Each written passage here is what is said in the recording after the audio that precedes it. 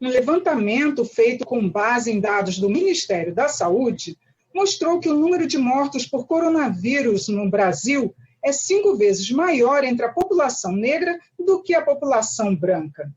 E como a maioria dos que moram em condições precárias de saúde e de moradia são negros, eles acabam sendo mais vulneráveis à doença.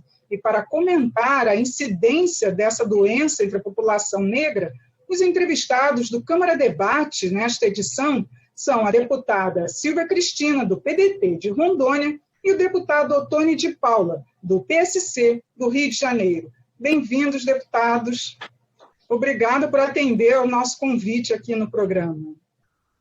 Obrigada, Regina. É um prazer estar participando com você, juntamente com essa peça rara que é o deputado Ottoni. Tem um trabalho fantástico, me sinto super à vontade. Gratidão. Minha amiga Regina Selle, que prazer poder estar com você aqui nesse programa, e também quero saudar com muito carinho, com muito respeito, a minha colega Silvia Cristina. Silvia é a deputada mais simpática da Câmara Federal e eu venho dizendo que ele é o melhor da esquerda que a gente tem na Câmara. É verdade. Obrigada. Deputados, eu vou apresentar uma pergunta para os dois, só lembrando que neste mês a abolição da escravatura completa 132 anos. Mas o que eu queria era que os dois avaliassem para a gente a que se deve essa incidência de 5 vezes maior de mortes entre a população negra. Deputada Silvia Cristina, por favor. No meu ponto de vista, inclusive fazendo uma análise bem rápida com relação a isso, é claro que, por lei, né, nós fomos libertos, os negros foram libertos através da Lei Áurea. Mas nós estamos presos a muitas questões ainda que passam e evidenciam durante décadas.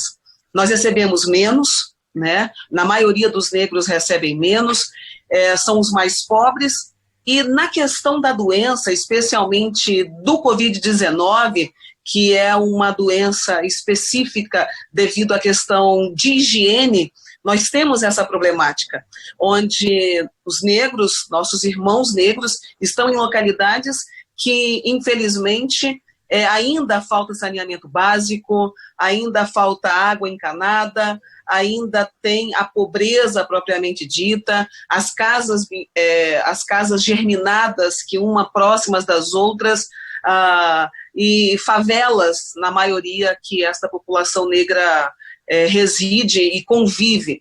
Então, tudo isso acaba ocasionando e a necessidade realmente de trabalhar, porque são poucos os que podem ficar em casa, que vão receber o auxílio, que são suficientes para a sua família, né? Eles têm que estar, enfim, fazendo bicos, mesmo assim, sabendo da problemática, e aí a gente tem esse número alarmante, infelizmente. Qual a sua posição, deputado Ottoni, por favor? Eu queria muito que esse tema sobre coronavírus, que afeta mais a nós negros, fosse o que nós que temos, que estamos mais para a direita desse debate político nacional, chamamos de mimimi, né? Não, isso é um mimimi da esquerda e tal, sobre a questão dos negros, esse vitimismo, que a gente sabe que existe. Mas, na verdade, nós estamos diante de um dado vindo do próprio Ministério da Saúde e que comprova, são números, é matemática. Portanto, você não tem como dizer que isso é um outro mimimi ou que isso é manipulação de números. Estamos diante de uma realidade. De uma realidade que ela se comprova, conforme a deputada Silvia Cristina disse agora, porque no nosso país, negritude e pobreza caminham juntos. No nosso país, ser negro e ser pobre são sinônimos. Ao ponto de você pensar o seguinte: se nós tirássemos hoje a questão das cotas, e alguns ainda debatem, não, eu sou contra a cota porque é cota para negros. Ok, vamos então acabar com a cota para os negros. Vamos fazer uma cota apenas social. Bem, 80% a 85% dos beneficiados dessas cotas ainda seriam negros. Por quê? Porque pobreza e ser negro nesse país, infelizmente, são sinônimos. Agora, o que a gente precisa compreender é que esse problema do coronavírus ele está intrinsecamente ligado à questão da própria higiene pessoal, da própria condição do habitat, da própria questão também dessa aglomeração. E aí você percebe que aonde os irmãos negros estão, hoje, na sua grande maioria, você sofre justamente esses problemas. Grandes aglomerações, porque é uma casa onde vive 5, 6, 7, 8 pessoas, não é? E também é um espaço onde a própria condição do próprio saneamento básico não existe naquela localidade. Então, isso tudo faz com que negros tenham mais incidência e tenham mais contágio realmente com essa maldição desse coronavírus. Agora, deputada Silvia, a gente poderia dizer que a pandemia também estaria mostrando um outro lado do racismo, já que também os negros estão ficando de lado no tratamento e, por causa disso, teriam uma incidência maior de mortes? Ah, não tenha dúvida. A gente percebe isso, inclusive são dados específicos que nós temos em que, infelizmente, os negros eles sofrem mais, né? Pela dificuldade, pelo acesso às unidades hospitalares. E outra coisa também que a gente tem que levar em consideração o desemprego, ele tem afetado mais também os negros. E com isso, com menos dinheiro, com só auxílio emergencial, só com Bolsa Família, isso tem levado também às dificuldades. Porque entre comer e a higiene pessoal, podem ter certeza que ele vai gastar mais com alimentação para poder sustentar os seus filhos. Então, é uma situação realmente muito complicada que nós vivemos, em que no mês de maio, próximo então, nós estamos aí vivendo esse período, inclusive maio, a gente lembra bastante a abolição da escravatura, infelizmente ainda nós estamos escravizados nessa modernidade, nesse contexto que nós estamos especificando neste programa. Deputado Ottoni, não seria então interessante que o próprio Congresso apresentasse alguma proposta para que fosse tratado de alguma forma diferente para essa população negra, que, como o senhor bem lembrou, também é a maioria entre a população pobre? Regina, eu não sei se seria o caso do Congresso apresentar alguma proposta nesse momento. Eu acho que qualquer proposta nesse momento que for apresentada, ela terá um impacto contrário dentro daquilo que a gente deseja. Por quê? Porque como você hoje não tem leitos suficientes e a maioria desses hospitais de campanha que estão sendo criados aí Brasil afora ainda não estão funcionando em plena atividade, está faltando respiradores, não é? A minha pergunta é, como você consegue selecionar nesse exato momento quem vai ter ou quem vai deixar de ter o tratamento?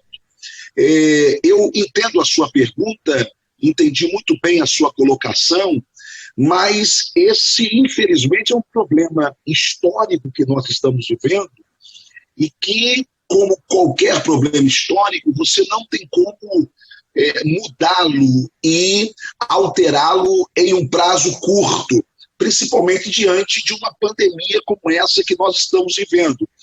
O que eu acho que deve ser política pública de estados e de municípios é dar uma maior atenção às áreas mais pobres da cidade, não é? Principalmente levando acesso à água. Por exemplo, aqui no Rio existem comunidades, Silvia, que não tem água para lavar a mão, certo? Você não tem água para lavar a mão. Você não tem o saneamento básico. Ou seja, você não tem o básico do básico para que essa população se cuide. Eu acho que esse básico do básico talvez seja algo que a gente possa fazer, não é? Não porque está fazendo pelos negros, mas porque está fazendo por quem está mais precisando. E é óbvio que vai afetar mais a irmãos negros, porque são os que mais vivem nessas áreas periféricas e nessas áreas onde a necessidade da assistência do Estado é muito maior. Não seria o caso, deputada Silvia, de se intensificar os testes nessas comunidades mais carentes, justamente para tentar atender melhor essa população negra? Não tenha dúvida, eu penso que seria dessa maneira, inclusive nós, no Legislativo, que representamos as vozes de milhares e milhares de pessoas nos rincões, quando o deputado querido Ottoni falou especificamente sobre a questão de faltar água, não é diferente na região que eu moro em Rondônia, eu estou lá no Nortão, nós também vivemos a mesma dificuldade de que cidades importantes que estão no Sudeste, como o Rio de Janeiro. Então, eu penso que é um problema realmente estrutural, dar essa atenção especialmente para os pobres seria dar uma atenção maior para os negros, porque somos em grande maioria, então é específico, esses testes que ainda eles faltam ser ampliados, há necessidade realmente disso, inclusive o executivo dos municípios que agora vão receber esse orçamento de guerra, esse recurso que ele vai chegar para mudar a cara, para tentar dar uma solução mais rápida, então seria realmente essas sugestões, mas e aí a gente ir trabalhando realmente para que essas oportunidades, especialmente de vida, de emprego, que infelizmente nós temos aí décadas, centenas de anos, para que as pessoas não vissem só pela cor. Porque esse negão que está aí na minha frente é deputado, é uma pessoa com dignidade, como tantos outros, como eu, que fui a primeira negra deputada do estado de Rondônia, já poderiam ter passado outras, porque saberiam agir como nós estamos lá na Câmara, porque nós temos esse sangue, então nós sabemos dessa necessidade. Então, seria alguns pontos relevantes que a gente especifica e que, com certeza, tem o nosso apoio e o nosso compromisso com relação a isso. Deputado Ottoni, tem uma outra questão também que afeta muito a população negra, que são as comunidades quilombolas. Elas estão com dificuldade de receber atendimento. Nós temos mais de 3.500 comunidades quilombolas no Brasil e geralmente estão em áreas rurais e estão com dificuldade de ser atendidas. Tem até um projeto tramitando para que elas também recebam esse auxílio emergencial. O que o Congresso pode fazer para que eles também não sejam ainda mais prejudicados? Alguém pode estar agora do outro lado pensando o seguinte, mas também tem os índios, por exemplo. Também. E aí, como é que fica? Bem, eu só queria explicar uma coisa que é muito importante para que o Brasil entenda, não é? Quando você fala de minorias, você não está falando de minorias em quantidade. Você está falando de minorias na representatividade, não é? Então, quando você fala de negros, inclui negros em minoria, você não está falando da quantidade, você está falando da representatividade. Né? Então, você pega o retrato do Senado Federal, ok? Nós deveríamos ter ali, no mínimo, 60% de senadores negros, 50%. Ok? A Câmara, a mesma coisa. Por que nós não temos essa quantidade? Aí entra a questão histórica. Porque se você não vê isto dentro desta visão histórica, o que você que pensa diferente, você vai pensar de que esse debate aqui está discriminando quem é branco, que esse debate aqui está discriminando quem pertence a uma outra etnia. Não, na verdade, esse debate aqui, feito por 2 parlamentares negros, está dando voz a uma camada imensa da nossa população e que historicamente vive à margem de tudo o que é benéfico no Brasil. Portanto, quando a gente diz, e quando a Regina pergunta, e essas comunidades quilombolas, por que nós aqui, eu, Silvia, estamos dando voz a essas comunidades? Por quê? Porque de lá nós viemos de alguma forma. Porque ali é a nossa irmandade na cor, de alguma forma. Somos todos brasileiros? Somos todos brasileiros. Mas quando cada um olha para a sua etnia, quando cada um olha para o seu passado, então nós precisamos dar voz.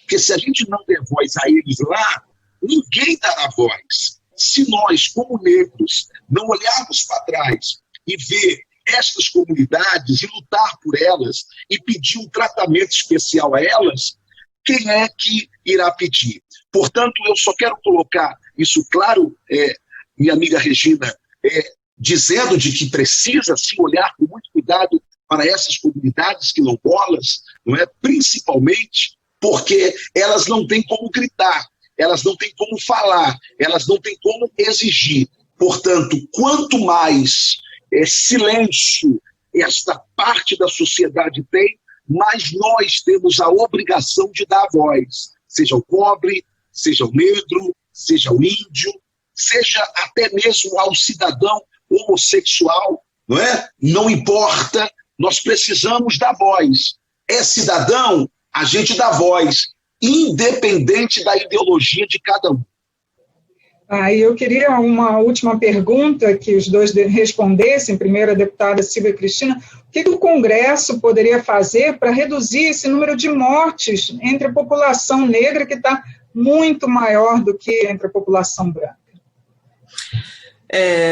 Eu até já dei uma pincelada, mas só para poder realmente marcar, nós, deputados, inclusive através do nosso trabalho, que já passou pelo Senado e que agora conta com a sanção do presidente, esse orçamento específico de socorro emergencial para os estados e municípios, ele vai chegar. E ele tem que ser gasto com dignidade. E fazer realmente chegar o teste, os respiradores, os equipamentos, a valorização desses profissionais, enfim. Mas já que nós estamos falando de negros, é muito fácil identificar essa classe. Ir nas sociedades e nas comunidades carentes, eles estão em sua maioria lá, isso é fato, para que essa assistência, para que esse cuidado, mas especialmente para essa dignidade, ela chega. Porque o recurso, eu não tenho dúvida, Regina, que esse recurso ele é suficiente para minimizar e para realmente mudar essa história, esses números. Agora, o que depende? Nós, lá no Congresso, né, especialmente na Câmara dos Deputados, nós fomos unânimes, passou muito rápido. O deputado Ottoni está aí e ele participa bastante, é uma pessoa que eu admiro muito, então nós corremos. E agora, o que fica, na verdade, também o nosso clamor? Para quem está no executivo, porque cada um tem sua responsabilidade, tanto os prefeitos e os governadores, que deem essa atenção. Os dados do Ministério da Saúde comprovam, nós temos dados concretos. É fácil mudar? Não é fácil, a gente só não pode deixar que essa realidade ela se estenda. Então, esse recurso ele vai chegar, nós votamos para isso, para que seja específico. Não é para fazer diferença nenhum que é melhor do que o outro, mas se essa comunidade, se essa população, se a nossa população negra está sendo mais atingida, é ali que eu tenho que realmente ter ações concretas para mudar essa realidade. Então fica aí a dica e com certeza no Brasil e nos nossos estados nós estaremos participando ativamente para que, de fato, essa destinação desses recursos sejam alocados para esses quesitos. Deputado Ottoni, por favor, o que o senhor acha do papel do Congresso? Deputada Silvia, eu entendo que a sua pergunta tem uma resposta específica.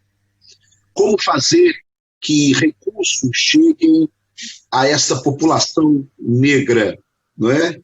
Sem que ninguém diga que está se fazendo uma discriminação inversa, que é o que a gente ouve muito. É simples. Trate dos pobres. Cuide dos pobres. Faça mais testes entre os pobres. Leve água encanada para os pobres.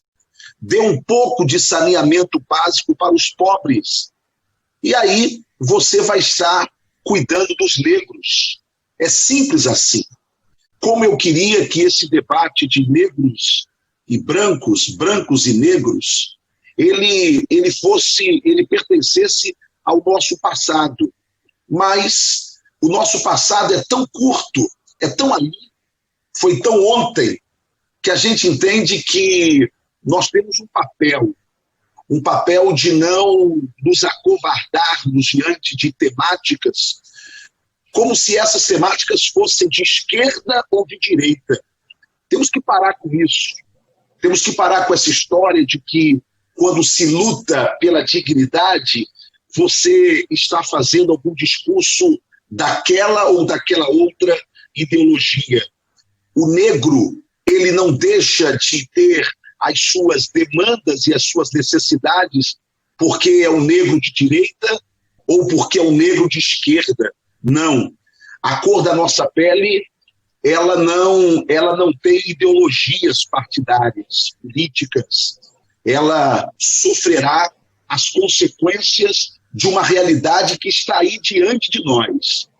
Se você acredita que não exista racismo ainda no Brasil, ou que somos todos brasileiros, por isso não temos que tratar as especificidades de cada um, então faça o seguinte: chegue aqui no meu estado e olhe para a orla de Copacabana e veja quantos negros habitam naqueles apartamentos luxuosos. E depois dá um pulo na Rocinha e veja quantos brancos de olhos azuis ou verdes habitam lá. Bem, se a sua conclusão for que tudo isso é predestinação, de que tem mais brancos de olhos verdes ou azul, de descendência italiana, europeia, na orla, do que negros, e que tem mais negros lá na favela do que brancos, bem, então você estará colocando a culpa em Deus. E aí essa discussão vai se cessar. Mas se você acredita que isso é um fator histórico, então significa que Deus não tem nada a ver com isso e que cabe a nós mudarmos essa realidade. Mesmo que eu e Silvia, enquanto deputados, não vejamos isso com os nossos olhos, mas nós vamos lutar para que um dia nossos netos ou bisnetos vivam em um país onde negros e brancos tenham a mesma qualidade de vida ou a mesma dignidade. Não estamos falando de viver no mesmo status quo social. Não. Cada um lute por isso, cada um trabalhe para isso. Mas que cada um possa ser tratado com a mesma dignidade, porque aí sim vale a frase "somos todos brasileiros", quando todos formos tratados com dignidade. Deputados, muito obrigada pela participação aqui no nosso programa. Foi muito bom esse debate. Eu que agradeço, Regina. Agradeço de coração.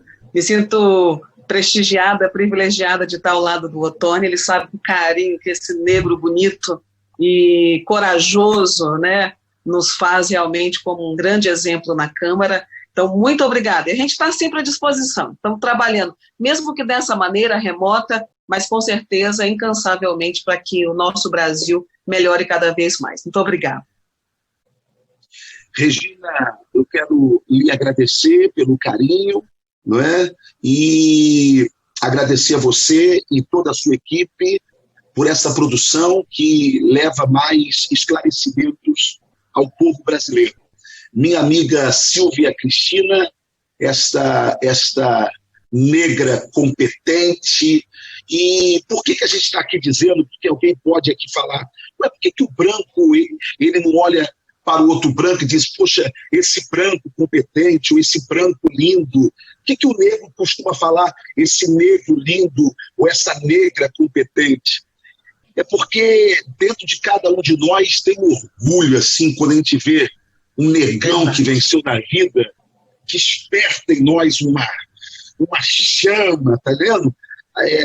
O grito de liberdade da senzala parece que ecoa nos nossos poros, e a gente tem sempre que destacar a questão da verdade, liberdade, né? Então, verdade. Só explicando a outras pessoas que talvez achem muito interessante essa questão desse nosso tratamento. Beijo a todos, a brancos, a negros, a ricos e a pobres, a indígenas, a héteros e a homossexuais, porque depois de todas as discussões e brigas, somos todos brasileiros. Verdade. O Câmara Debate fica por aqui. Obrigada pela sua audiência. Até a próxima.